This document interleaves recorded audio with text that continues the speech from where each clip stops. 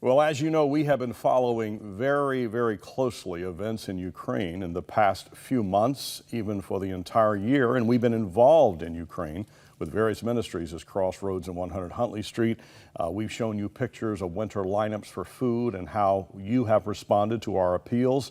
You've seen how we have been able to provide food, yes, bread and care packages, fresh water, clean water, distributed to those that are impoverished. You've watched us deliver, thanks to your support, trucks with fresh vegetables and fruits. You've also seen firsthand what's gone on with the aggression and the destruction that's taken place in Ukraine. And even on the front pages of the New York Times over the weekend, here's a headline that reads, "Russia is sowing disunity," and it is about the recent activities that are taking place, not just militarily, but also economically, and how Russia is putting pressure on European countries to basically back down in any resistance that they might have toward Russian occupation of Ukraine. You also know that we are engaged with CBN in Ukraine, and Steve Weber, my dear friend, who is the leader of CBN in Ukraine, is with us now. Stephen, welcome back to 100 Huntley Street. It's great to have you here. Thank you, John. It's wonderful to be back. Well, we're going to be putting a phone number on the screen, 1-800-265-3100. Folks can also go and help us with our Ukraine initiatives in partnership with you at crossroads.ca. While they are looking at that, I want them to be listening to you. Bring us updates as to what's happening there in Ukraine and how the people there are responding. Well, I'd have to say, John, thanks for having me again.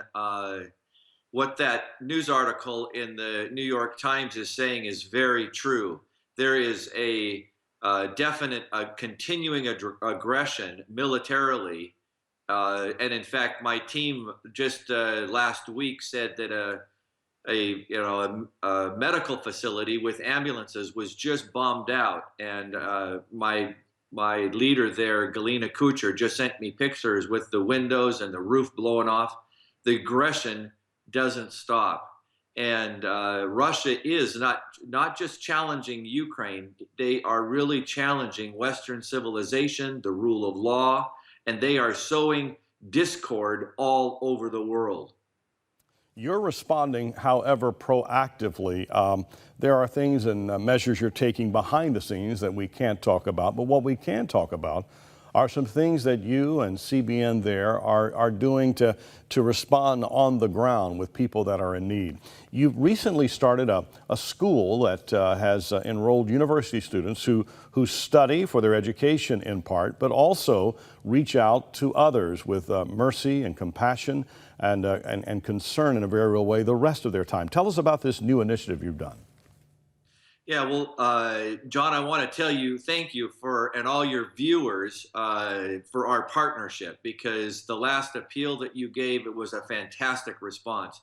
And one of what you've just been referring to has been a school that we've started, because giving aid, we've been giving aid for over a year now, just to the bombed out villages and the suffering people there.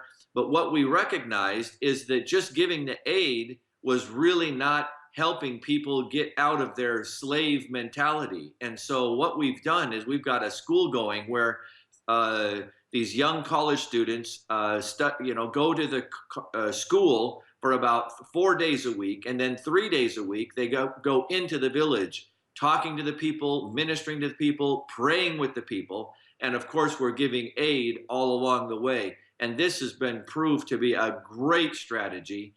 The people are coming together. Actual home groups are coming together. People want to be prayed for. And so this partnership with you, we've started this initiative. It's been fantastic. Well, we thank God for that, and we're honored to stand by you and your college, university students there, as well as to stand by the people of Ukraine. Steve, just a minute left. Let's talk about how we can pray. We're going to share with folks in a moment how they can give, but let's talk about how do we pray for the people of Ukraine that are weary, who have been through a lot. There's a lot of exhaustion and fatigue that is set in. How can we pray? Just very quickly, give us some PowerPoints, if you will, of how we can pray for our brothers and sisters and the population of Ukraine. Yeah, well, the first thing I would just say that you would just pray for all of those who are in the East giving aid. Safety is an issue, and the bombing is very close to where we're giving aid. So safety is the first thing that I would pray for. But then, you know, another thing that I would just pray for and believe God for is that this conflict will get resolved. Everybody, the news, everyone you talk to, everyone is saying there's no end in sight. And this conflict between an ethnic group, Ukrainians and Russians, who are so close together, culturally, historically, there's no reason, there's a baseless conflict. And so ask your people to pray that this will supernaturally get resolved.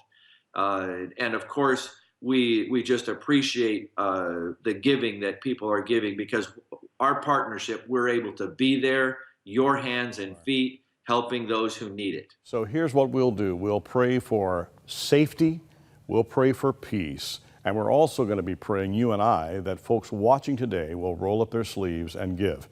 And you can give in partnership with us, Crossroads 100 Huntley Street, with our friends at CBN Ukraine. Steve Weber there, wonderful interview, runs that entire operation. You can help us today with frontline relief. 1-800-265-3100. That's 1-800-265-3100. Or you can make a secure online donation at crossroads.ca. Steve Weber, we love you, my brother. God bless you. Be safe. We'll talk again soon, okay? Thank you. Bye-bye. And we'll be back in just a moment.